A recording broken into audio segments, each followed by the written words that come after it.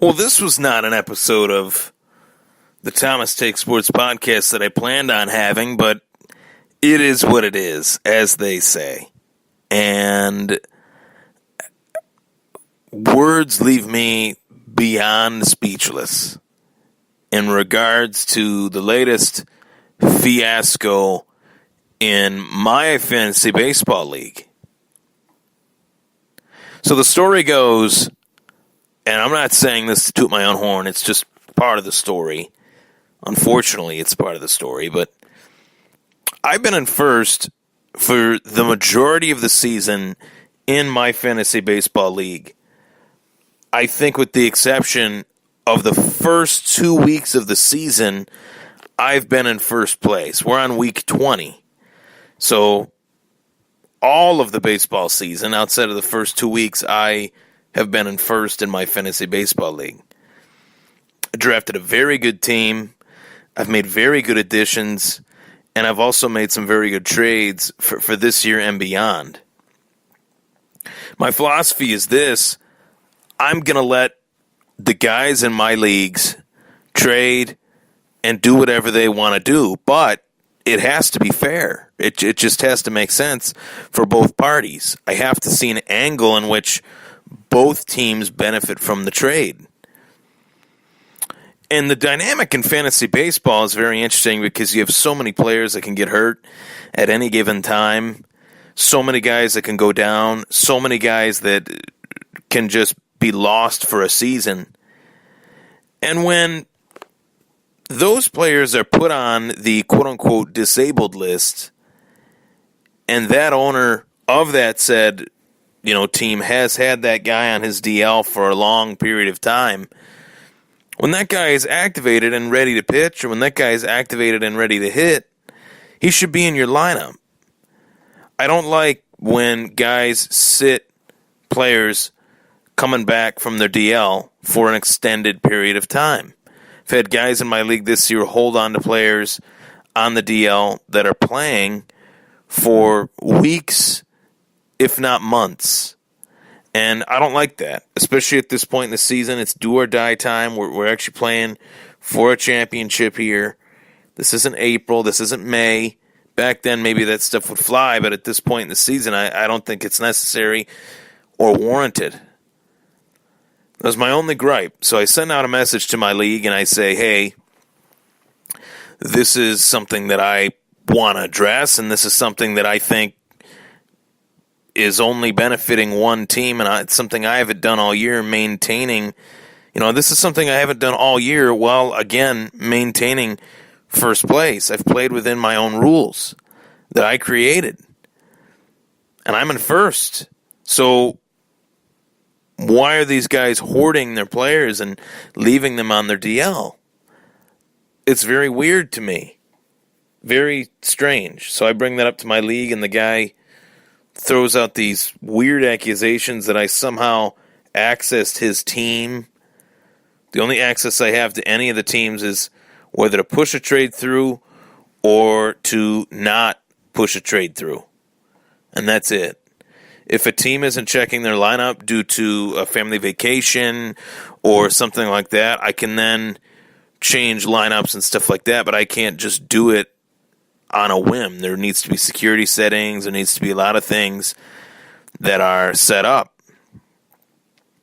And then on the fantasy football end of it, you have so much to keep track of in my league. You have so much to keep track of in the fantasy baseball league in terms of keepers, that as the years go by, next year for football will not be a keeper season. Baseball, I'll continue to have it as a keeper league, but for my fantasy football league, I know it will not be a keeper season due to the fact that we've done it for a few years now, and it can get kind of discombobulated as we have, this next season coming up, this season in 2018, 2019. I'd like to put a kibosh on the keeper thing. I'd like to start a new, fresh, 2-quarterback, 10-team league, which is what I have for the first season of my podcast. Being a commissioner, when you want to make a rule or when you want to let something be known, sometimes the guys in your league are not going to like it, and that's fine. But people take things way too personally in this world. It's a game. It's fantasy football. There's no need to throw out fake stuff and say this, say that. I think that's ridiculous. And it's a real joke. A real joke, to be honest. So I use this podcast as a platform to bolster my voice, but I also use it to let things be known, that there's so many people out there that haven't really dived into the fantasy football world or the fantasy baseball world. Well, if you do, and you're the commissioner of your league, I wish you a lot of luck, because you got to have a lot of patience and a lot of spunk to deal with 8 to 10, 8 to 12, or 8 to 14, or 8 to 16 different egos in a fantasy league, which there are quite a few different egos in a fantasy league. Everybody wants to win. Everybody wants to get their fair shot. I've given each team their fair shot. I've made trades to make my team better for this year and beyond, and I've let other teams make trades for this year and beyond. So everybody's had the same opportunities. Maybe people don't trade the way that I do. Maybe they don't take the chances that I do in trades. Most of those chances benefit me. Well, maybe they should follow my lead and catch up. Maybe that's a thought. Whether it be fantasy football or fantasy baseball, the trades that I make are for this year, for next, and I make the right trades at the right time. So that's not my fault. That's not something that should be put on me. Whether I win any of my fantasy leagues this year or not, that's not really the point. The point is to be dominant and to at least put myself in the position to win. And if I win, I win. If I lose, I lose. I live to fight another day and play next season, as I've done the last, almost 15 years now since I started playing fantasy football or baseball. I live to fight another day always. I've never missed a playoff. I've always been in the top 3 teams in a league. So, it is what it is. Sometimes you just have people in leagues that can't adjust to the, really a rule that shouldn't even be said as a rule. That should be something that if you have a guy on your DL, when he comes back, he should be activated. There's no reason why that guy should sit on the DL. My dad is actually in my fantasy baseball league, and he has Gary Sanchez, who has been on the DL. He's had him starting. He hasn't even put him in his DL, so that's the opposite end of it that I also don't like. If you have a guy on the DL, he needs to be on the DL. If he's hurt, DL him. If he's not hurt and he's back, he should not be on the DL anymore. And actually, the game itself, Yahoo itself, restricts you from making a move now if you don't have that guy off the DL and you go to add another player. You cannot do it unless you cut a player, which teams even do that, and then that guy still remains on the DL. It's a very weird way of working around things. Steven Strasburg, my buddy Cody, I don't know if he had the time to check it, and I'm not going to throw him under the bus because he's a good dude, but I'm just going to use this as an example. Cody, who had just traded for Steven Strasburg, tries to, trade for him. They couldn't come to an agreement that I thought was fair for both sides. One guy was in 8th, Cody's in 2nd, so he's, fire sailing his roster, while Cody is trying to get a leg up and make his team better. Okay, great. I love it. But when Steven Strasburg is one of the main pieces that you're trading for and he's on the DL and he comes back, he should damn well be in your lineup rather than sitting on the bench on a bad start. That start should have counted against Cody's numbers, but it doesn't. And it's whatever. I'm not going to make a federal case out of it, but I'm just saying, moving forward, I can't change the past, but moving forward, I'd like to see guys that come off the DL put into lineups. I don't see the reason why they shouldn't be.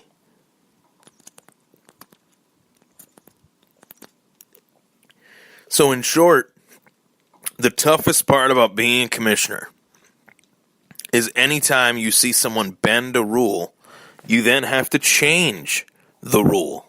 It's not me changing rules and being a tyrant, being a dictator. It's, well, when a rule is bent, there needs to be another rule made to prevent it from being bent. That's the reality of the situation. A rule is being bent.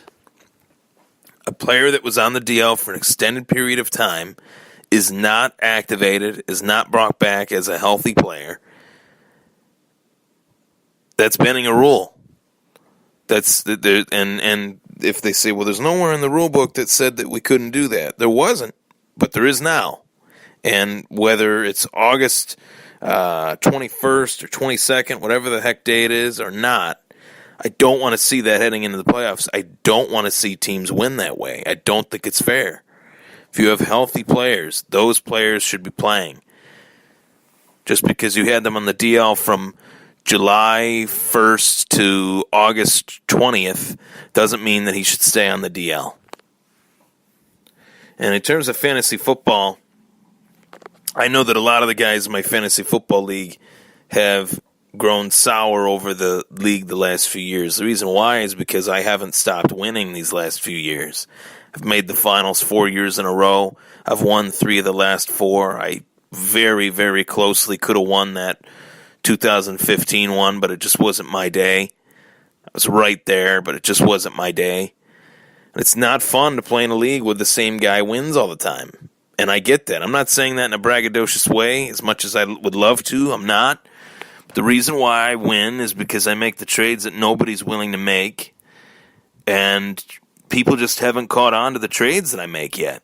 They're just not willing to give up what I give up in trades. And this upcoming year, the aforementioned Cody White, he's got a hell of a lot of talent coming up on his fantasy team because of the fact that he's got 10 picks. You heard me right. 10 picks inside the first 7 rounds. That's fantastic. And he deserves it. He gave me a player that, in a trade that catapulted my team, but it was also a player that I didn't even use to win the finals, to win the championship. That was Antonio Brown because Antonio Brown was hurt. So I make this trade to put my team over the top, to get a top wide receiver, to get somebody that I think is one of the best. And this guy carries me as the 1 seed. I'm the 1 seed. Carries me through the semifinals, gets hurt in the semis. And I didn't even win the title with him on my final roster. So for people to say, well, he made this big move and gave up a lot to get Antonio Brown, that's not fair. Well, I gave up a lot to get him. You said it yourself. And I couldn't even use him in the finals because he was hurt. And I still won.